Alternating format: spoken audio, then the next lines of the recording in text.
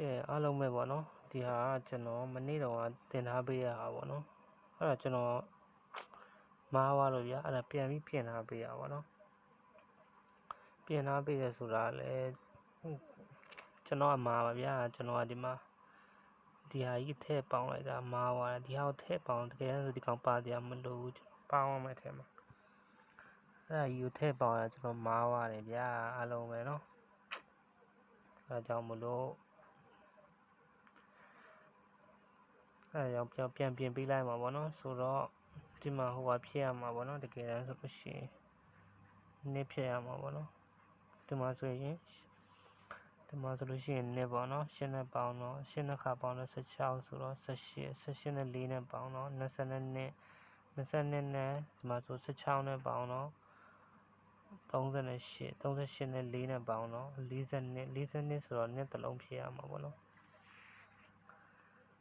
ကဲဆိုတော့ဒီဟာတွေမယူတော့ဘူးပေါ့နော်မပြောမရဘူးကံပါလို့ဒီကထွက်သွားတယ်ကျွန်တော်လည်းမတတ်နိုင်ဘူးပေါ့နော်ဒီမှာဆိုလို့ရှိရင်နင်းနဲ့9ရယ်နင်းနဲ့ခွန်ရယ်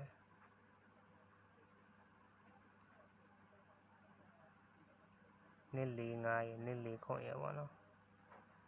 နင်း4 9နင်း4ခွန်ပေါ့နော်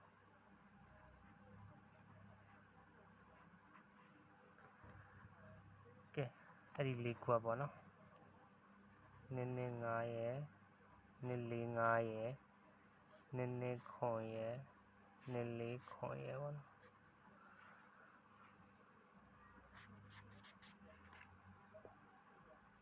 ကဲဒါကျွန်တော်ပြန်ပြင်ပေးလိုက်ပါပြီပေါ့နော်နင်း5နင်းခွန်နင်း4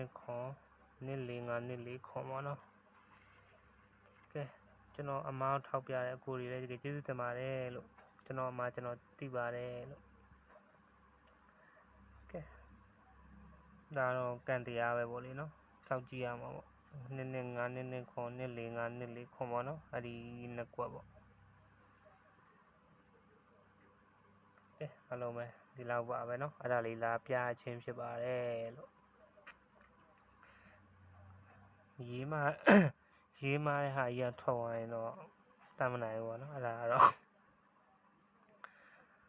ကဲဒါပါပဲဒါလေးလာပြတာပါလို့မာဝါလို့စောဒီပါ